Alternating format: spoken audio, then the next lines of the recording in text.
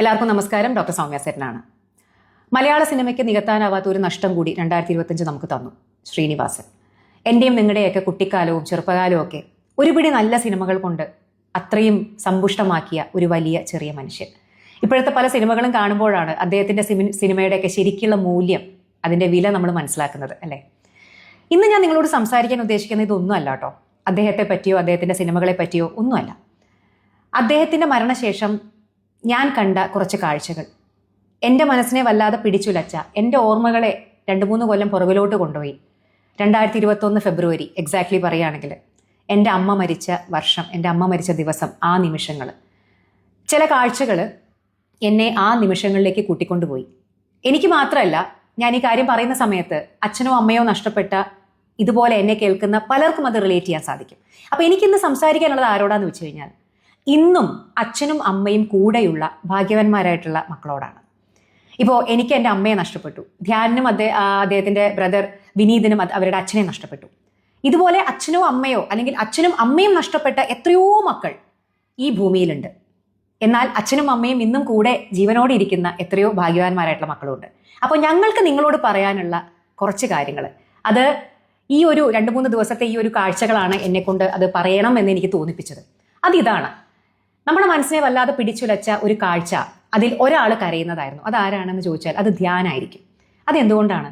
ധ്യാൻ കൊച്ചു കുട്ടികളെ പോലെ വാവിട്ട് കൺട്രോൾ ഇല്ലാതെ വിങ്ങി വിങ്ങി കരയുന്ന ഒരു കാഴ്ച എന്നെ വല്ലാതെ വേദനിപ്പിച്ചു. അതെന്തുകൊണ്ടാണെന്ന് വെച്ച് കഴിഞ്ഞാൽ നിങ്ങൾക്ക് എല്ലാവർക്കും അറിയാം, ധ്യാനിൻ്റെ ഒരു ക്യാരക്ടർ, അദ്ദേഹത്തിനെ നമ്മളിങ്ങനെ കണ്ടിട്ടില്ല, അല്ലേ? എപ്പോഴും ചിരിച്ച് കളിച്ച്, ഉറക്ക പൊട്ടിച്ചിരിച്ച്, എല്ലാവരെയും ചിരിപ്പിച്ച്, ചളിയടിച്ച്, കൗണ്ടർ അടിച്ച്, അങ്ങനെ ഇന്റർവ്യൂവിൽ ഇങ്ങനെ ഒരു ഓളം സൃഷ്ടിക്കുന്ന ധ്യാനിനെ മാത്രമേ നമ്മൾ കണ്ടിട്ടുള്ളൂ. ഒരിക്കലും വിഷമിച്ചിരിക്കുന്ന, മുഖം വാടിയിരിക്കുന്ന ഒരു ധ്യാനിനെ നമുക്ക് കണ്ടിട്ട് ശീലമില്ല. അപ്പോൾ അങ്ങനെയുള്ള ധ്യാനാണ് അച്ഛൻ്റെ ആ സമീപത്ത് നിന്ന് കുഞ്ഞുകുട്ടിയെ പോലെ പൊട്ടി പൊട്ടി കരഞ്ഞത്. അവരുടെ ഒരു കുടുംബത്തിനെ പറ്റി നോക്കുമ്പോൾ നമുക്ക് അവർ വളരെയധികം ഓപ്പൺ ആയതുകൊണ്ട്, ഇപ്പോൾ സെലിബ്രിറ്റീസിൻ്റെ ഒക്കെ അങ്ങനെയാണല്ലോ, പ്രത്യേകിച്ചിട്ട് വിനീതിനെയും വിനീത് ശ്രീനിവാസിനെയും ധ്യാനിനെയൊക്കെ നോക്കുമ്പോൾ നമുക്കറിയാം ഇവർ രണ്ടുപേരും ഒരു 2 രീതിയിലുള്ള മക്കളാണ്, അല്ലേ?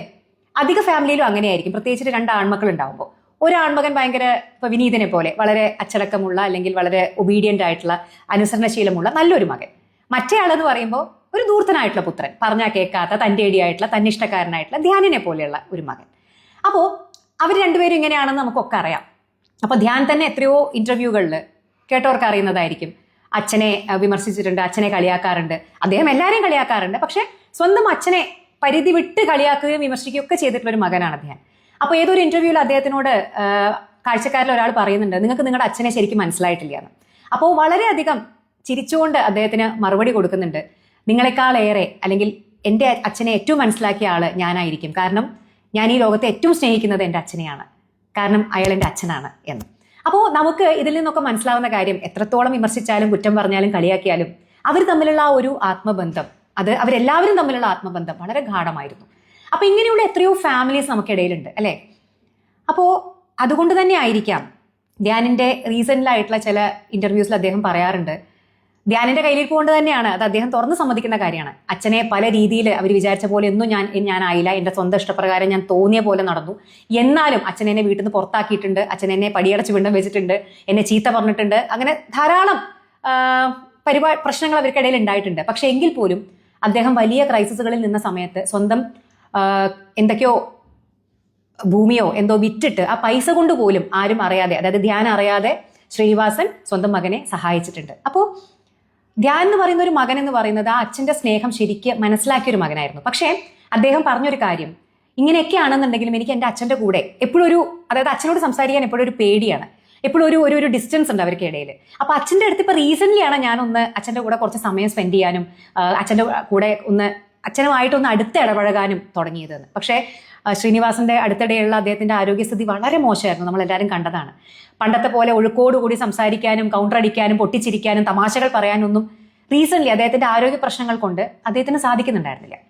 അപ്പോൾ നമുക്കൊക്കെ മനസ്സിലാവും, ധ്യാനിനും ഈ ഒരു ആരോഗ്യസ്ഥിതി വഷളായിട്ടുള്ള ഒരു അച്ഛൻ്റെ കൂടെയാണ് ധ്യാനിന് ഇരിക്കാൻ പറ്റിയത്. അച്ഛൻ വളരെ നല്ല ആരോഗ്യവാനായിരിക്കുന്ന സമയത്തൊന്നും അദ്ദേഹത്തിൻ്റെ കൂടെ കൂടുതൽ സമയം സ്പെൻഡ് ചെയ്യാൻ അദ്ദേഹത്തിന് സാധിച്ചിട്ടില്ല.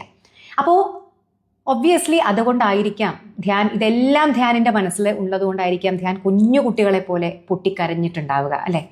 കാരണം ഞാനിത് അനുഭവിച്ച ഒരാളാണ്. എന്നെ പോലെ ഇത് അനുഭവിച്ച ധാരാളം മക്കളുണ്ടായിരിക്കും. കാരണം നമ്മൾ മക്കളുടെയൊക്കെ വിചാരം എന്താണെന്നറിയോ?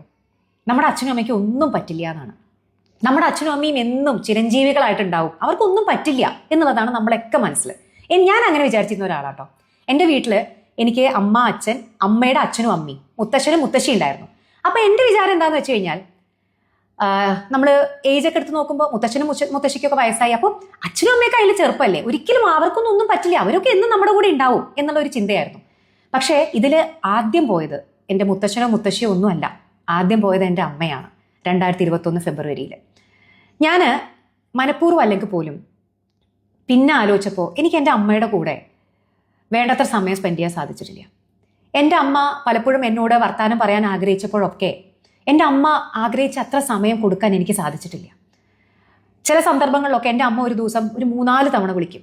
രാവിലെ വിളിച്ച് കഴിച്ചോ ചോദിക്കും, ഉച്ചയ്ക്ക് വിളിച്ച് കഴിച്ചോ ചോദിക്കും, വൈകുന്നേരം വിളിക്കും, രാത്രി വിളിക്കും. കാരണം എൻ്റെ അമ്മയ്ക്ക് അന്വേഷിക്കാൻ ഞാനും എൻ്റെ അനിയനൊക്കെ ഉണ്ടായിരുന്നുള്ളൂ. പക്ഷെ ഞാൻ ഞങ്ങളെന്ന് പോലും അറിയില്ല. എൻ്റെ അനിയൻ എന്നെ പോലെ ആയിരുന്നില്ല കേട്ടോ. എൻ്റെ അനിയൻ എപ്പോഴും എൻ്റെ അമ്മയുടെ കാര്യങ്ങൾ എപ്പോഴും അന്വേഷിച്ചിരുന്ന ഒരാളാണ്. പക്ഷെ ഞാൻ മനഃപൂർവ്വം അല്ലായിരുന്നു. പല പല പല തിരക്കുകളും കൊണ്ട്, ഡോക്ടറാണ്, അതിൻ്റെ ഓട്ടം ചാട്ടം, പിന്നെ ഈ പറയുന്ന ഓൺലൈൻ പല പല കാര്യങ്ങൾ.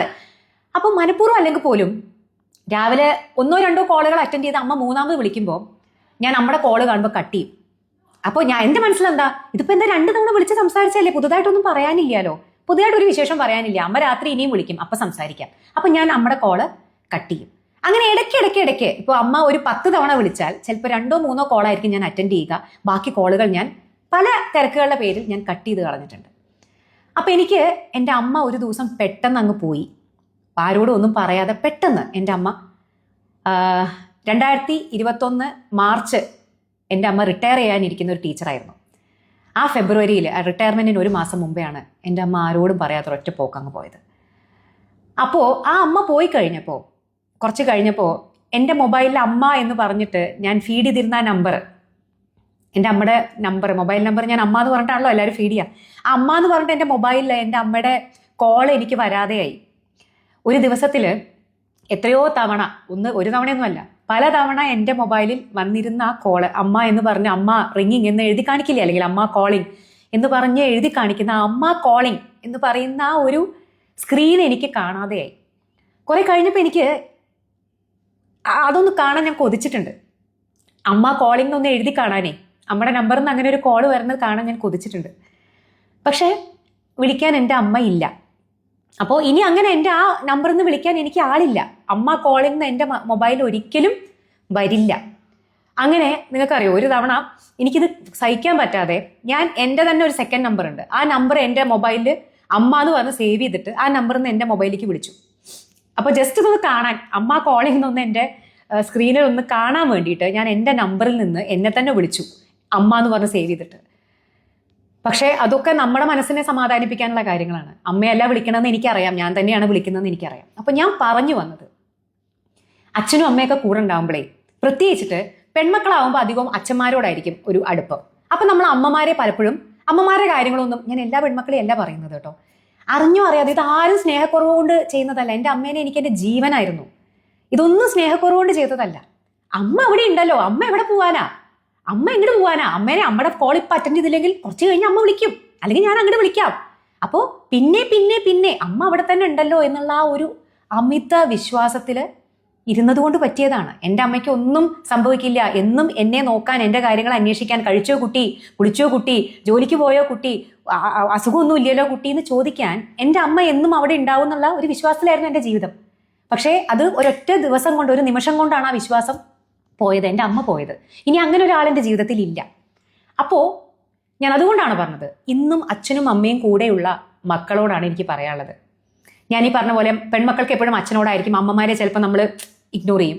ആൺമക്കൾക്ക് നേരെ തിരിച്ച് അമ്മമാരോടായിരിക്കും അവർക്ക് കൂടുതൽ സ്നേഹം. എൻ്റെ അനിയൻ അങ്ങനെയായിരുന്നു കേട്ടോ. എൻ്റെ അനിയൻ എപ്പോഴും അമ്മയുടെ കൂടെയായിരുന്നു, നമ്മുടെ കാര്യം എപ്പോഴും. എന്നാൽ അവൻ അച്ഛനോട് അത്ര അറ്റാച്ച്മെന്റ് ഇഷ്ടമില്ലായിട്ടല്ല, അത് അങ്ങനെയാണ് പ്രകൃതിയുടെ ഒരു ഇതെന്ന് എനിക്ക് തോന്നിയിട്ടുണ്ട്. പെൺമക്കൾ എപ്പോഴും അച്ഛന്മാരുടെ അടുത്തും ആൺമക്കൾ എപ്പോഴും അമ്മമാരുടെ അടുത്തായിരിക്കും ഒരു ഇത്.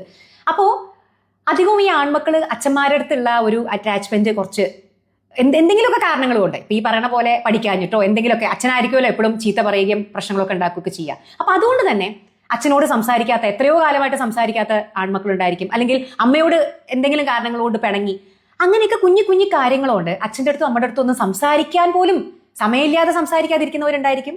അല്ലെങ്കിൽ എന്തെങ്കിലും ചെറിയ ചെറിയ കുഞ്ഞു പിണക്കങ്ങൾ കൊണ്ട് വാശി കൊണ്ട് സംസാരിക്കാതിരിക്കുന്ന ആളുകളുണ്ടായിരിക്കും. ചെയ്യരുത്, ഒരിക്കലും ചെയ്യരുത്. ഞാൻ പറഞ്ഞല്ലോ, നമ്മൾ പിന്നെ ആഗ്രഹിക്കും അവരുടെ ഒരു വിളിക്ക് വേണ്ടിയിട്ട്, അവരുടെ ഒരു മെസ്സേജിന് വേണ്ടിയിട്ട്. അപ്പോൾ നമുക്ക് അത് കിട്ടില്ല. അപ്പോൾ അതാണ് എനിക്ക് നിങ്ങളുടെ അടുത്ത് പറയാനുള്ളത്. ഇന്നും നിങ്ങളുടെ അച്ഛനും അമ്മയും നിങ്ങളുടെ കൂടെ ജീവനോടുണ്ടെങ്കിൽ നിങ്ങൾ ഭാഗ്യവാന്മാരാണ്. കാരണം വേറൊരു ആൾക്കും അവരെ റീപ്ലേസ് ചെയ്യാൻ നിങ്ങളുടെ ജീവിതത്തിൽ സാധിക്കില്ല. മരണം അവരെ കൊണ്ടുപോയി കഴിഞ്ഞു കഴിഞ്ഞാൽ പിന്നെ ഒരിക്കലും അവരെ നമുക്ക് തിരിച്ചു കിട്ടില്ല. ഇത് എല്ലാ ബന്ധങ്ങളുടെ കാര്യത്തിൽ ഇങ്ങനെ തന്നെയാട്ടോ. ഞാൻ അച്ഛനമ്മ എന്ന് പ്രത്യേകം പറഞ്ഞത് ധ്യാനിന്റെ ഒരു പ്രത്യേക സിറ്റുവേഷനിൽ പറഞ്ഞതാണ്. ഏതൊരു ബന്ധവും അങ്ങനെ തന്നെയാണ്.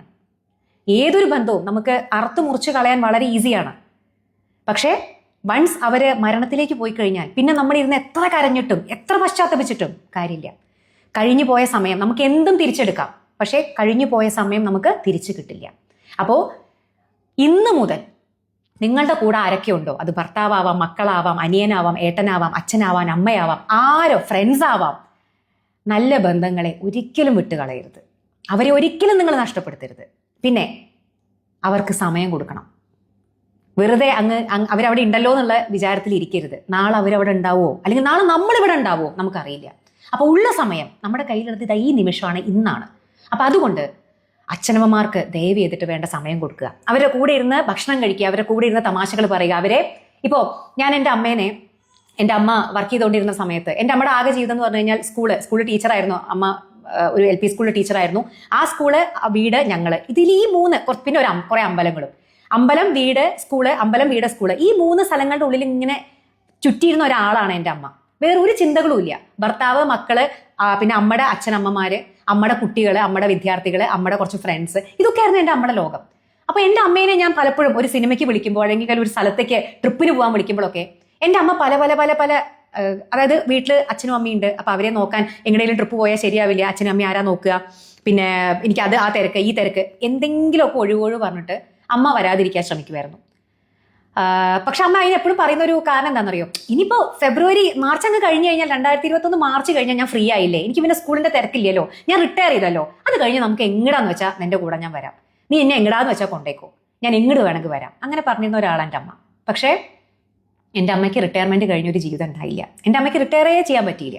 അതിനു മുമ്പേ എൻ്റെ അമ്മ ഈ ലോകത്തുനിന്നേ പോയി. അപ്പോൾ അമ്മ പറഞ്ഞ പോലെ റിട്ടയർമെന്റിന് ശേഷം നീ എന്നെ എവിടെ വേണമെങ്കിൽ കൊണ്ടേക്കോ, എനിക്ക് കൊണ്ടുപോകാൻ പറ്റിയില്ല, എൻ്റെ അമ്മയ്ക്ക് വരാനും പറ്റിയില്ല. അപ്പോൾ അതുകൊണ്ട് കൂടിയാണ് ഞാൻ എല്ലാവരോടും പറയുന്നത്, നമ്മുടെ കയ്യിലുള്ളത് ഇന്നാണ്, ഇന്ന് ഈ ഒരു നിമിഷമാണ്. നാളെ എന്ന് പറഞ്ഞ് ഒന്നും വെക്കരുത്. നിങ്ങളുടെ കയ്യിലുള്ള ആരെയും വിട്ട് കളയരുത്. അവർക്ക് നിങ്ങളുടെ സമയമാണ് കൊടുക്കേണ്ടത്. നിങ്ങളുടെ പൈസയോ നിങ്ങളുടെ ബാക്കി പ്രോപ്പർട്ടിയോ നിങ്ങൾ കൊടുക്കുന്ന സുഖ സൗകര്യങ്ങളോ ഒന്നുമല്ല. അതിനേക്കാളൊക്കെ ഉപരി അവരുടെ കൂടെ നിങ്ങൾ സമയം സ്പെൻഡ് ചെയ്യണം. അല്ലെങ്കിൽ ഇപ്പോൾ ധ്യാനി പറയുന്ന പോലെ മനസ്സ് പൊട്ടിക്കരയുന്ന, ഡെഫിനറ്റ്ലി അല്ലേ, എൻ്റെ അച്ഛൻ്റെ കൂടെ എനിക്ക് കുറച്ചുകൂടി സമയം സ്പെൻഡ് ചെയ്യാൻ കിട്ടിയിരുന്നെങ്കിൽ എന്ന് ആ മകൻ എന്തായാലും, ഞാൻ ഇപ്പോഴും എൻ്റെ അമ്മയെ പറ്റി ആലോചിക്കുമ്പോൾ ഞാൻ ആലോചിക്കാറുണ്ട്, എൻ്റെ അമ്മയുടെ കൂടെ കുറച്ചുകൂടി സമയം എനിക്ക് കിട്ടിയിരുന്നെങ്കിൽ. അത് കിട്ടില്ലല്ലോ നമുക്ക്, അല്ലേ, പോയവർ പോവും ഫോർ എവർ, എന്നേക്കുമായിട്ട്. അപ്പോൾ പ്ലീസ്, അച്ഛനും അമ്മയുള്ള മക്കളോടാണ്, നിങ്ങൾ അത്ര കണ്ട് ഭാഗ്യവാന്മാരാണ്. കാരണം ഞങ്ങളെപ്പോലെ ഹതഭാഗ്യരായിട്ടുള്ള എത്രയോ മക്കൾ നിങ്ങൾക്ക് ചുറ്റുമുണ്ട്. അപ്പോൾ ഞങ്ങൾക്കില്ലാത്ത ആ സൗഭാഗ്യം നിങ്ങൾക്കുണ്ടെങ്കിൽ നിങ്ങൾ അതൊരിക്കലും കൈവിട്ട് കളയരുത്. സ്വന്തം അച്ഛനമ്മമാരെ കൂടെ ചേർത്ത് പിടിക്കുക, അവരുടെ കൂടെ സമയം സ്പെൻഡ് ചെയ്യുക. കാരണം നാളെ എന്ത് എന്നുള്ളത് നമുക്കറിയില്ല. അപ്പോൾ ഇത്രയും പറയുകയാണ്. ഇത് നിങ്ങൾ ആഗ്രഹിക്കുന്ന എല്ലാ മക്കളിലേക്കും പറ്റുമെങ്കിൽ ഒന്ന് എത്തിക്കുക. ബൈ.